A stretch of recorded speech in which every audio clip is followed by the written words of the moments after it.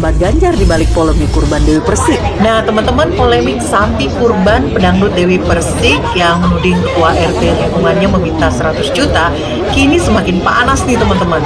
Pasalnya Dewi Persik sempat membawa-bawa relawan sahabat Ganjar. Oke, I like dangdut. Ya, musik. Oke, luar biasa. Saya akan menantang. No. Tapi kayaknya nggak sopan.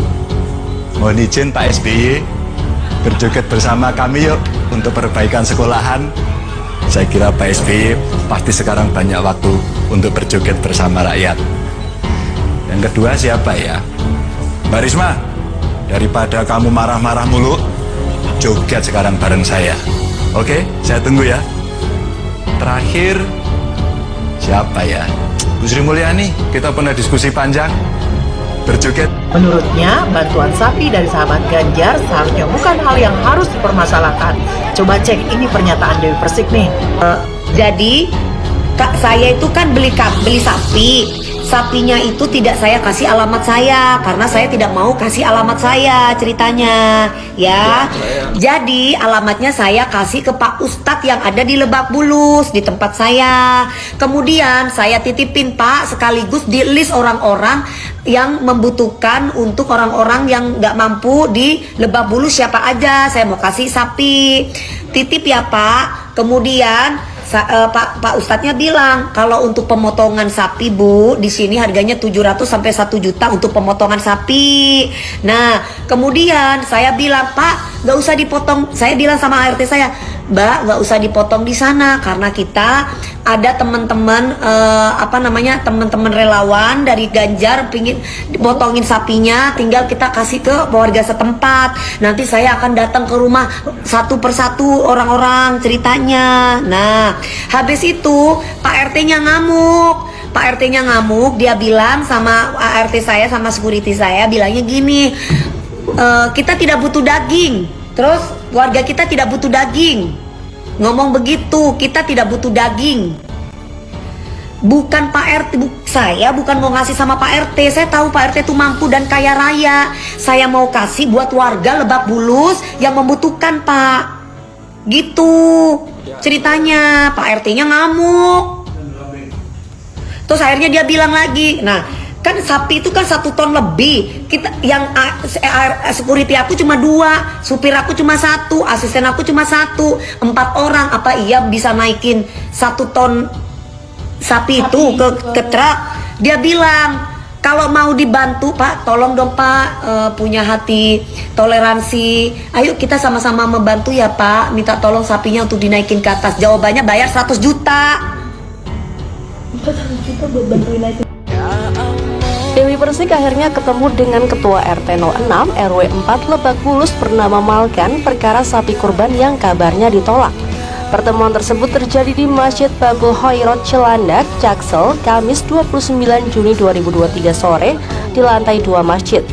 Dewi Persik dan Malkan tampak bersih tegang dan adu argumen dengan nada tinggi.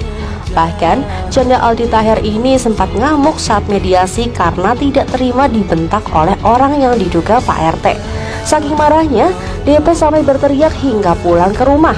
Hasil mediasi ternyata buntu nih guys, karena berhenti begitu saja. Sambil berurai air mata, Dewi Persik bercerita bagaimana Pak RT Malkam membentak dirinya. Bahkan setelah itu, Pak Malkam tertawa-tawa. Waduh, perempuan kok dibentak-bentak sih Pak RT? Gimana nih menurutmu soal kasus ini, Snack Friend? Pak RT, boleh sedikit diceritakan kembali Pak RT kronologisnya seperti apa nih Pak RT dari awalnya? Oke Pak. Dengan biar nggak simpang siur pemberitaan Pak RT. Jadi saya jam 10, sekira jam 9:30 saya datang ke sini. Saya ketemu orang-orang masjid. Saya bilang kalau DKM anak masjid. Tiba-tiba Bang, Bu Dewi Persik, menurut informasi tertutupi mau menyalurkan hewan korbannya di sini, mau motong hewan korbannya di sini. Nah, ya silakan, saya bilang gitu kan. Nah, udah selang 15 menit nggak nyampe kali, saya datang turunin Sapinya. Sapi saya turunin. Ya. Ada berapa banyak sapinya Pak? Ada berapa? Satu ekor sapi, 1 ekor kambing. Kan?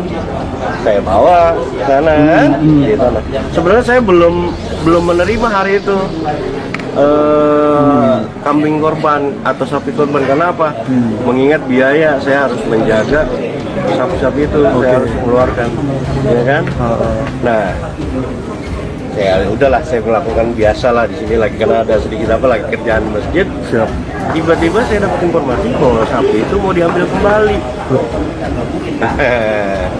Ketika mau diambil kembali, ya silakan, saya bilang. Tapi dengan dalih saya di sini ngobrol sama asisten, saya bilang, "Ya Pak, saya mau ambil, ya nggak tahu ibu mau potong di mana. Tapi yang jelas nanti dagingnya mau kita serahin di sini juga." Kalau kayak gitu ada apa dong dengan saya? Bener nggak? Seandainya saya tanya sama ente semua nih, tapi udah diserahin ke ente, tiba-tiba diambil. Bagaimana perasaannya? Sementara anak-anak kecil di situ udah lagi senang-senangnya ngeliat sapi, tiba-tiba diambil. Presiden buruk dong buat saya. Ada apa nih Pak RT? Kok orang nggak percaya sama saya? Ya benar dong. Ya dan ya udah, silakan ambil, tapi angkat sendiri. Ya kan, satu kali dia minta Pak RT tolong dibantuin angkat sapi satu ton, ambil.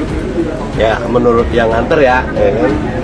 Terus saya bukan orang yang profesional naikin sapi. Seandainya terjadi sesuatu sama anak buah saya, sama saya pribadi atau apa, ya kan? Oke, saya tolak enggak, saya angkat aja sendiri, cari orang sendiri. Datang lagi kedua kalinya, waduh, minta tolong Pak, nanti saya kasih uang rokok. Bos, jangankan uang rokok, 100.000, 200.000, 1 juta, 2 juta, 100 juta saya nggak mau buat bantu ngambil, ngangkat sapi itu. Apa saya itu merupakan permintaan saya? 100 juta aja saya tolak, tanda saya buat ngangkat itu. Karena bukan kapasitas saya ngangkat sapi, karena saya nggak punya kemampuan itu. Sapi besar, saya bukan orang profesional gitu. Kenapa Pak? Kenapa kok Pak RT-nya jadi merasa harga diri yang disampaikan? Kenapa ada harga dirinya? Emang saya ngapain sama Pak RT? Atau memang ada apa dengan sapi? Toh warganya Pak RT semua kita bagi rata.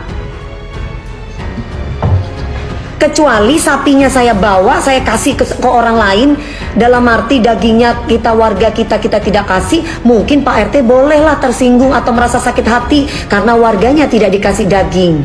Lah ini kan saya kan niatnya kan malah ingin memperingan warga di sini. Justru malah saya ingin mempercayakan kepada Pak Ustadz untuk memberikan kepada orang-orang yang memang saya percaya sama Pak Ustadz, yang selama ini saya selalu sama Pak Ustadz kok. Iya. Saya bertanya, apa benar saya minta uang 100 juta atas nama Uli? Dijawab oleh kedua asisten beliau, rumah tangga beliau. Yang satu bilang tidak. Pak RT bilang kalau Pak RT mau diminta tolong mengangkut itu, saya dibayar 100 juta pun saya nggak mau.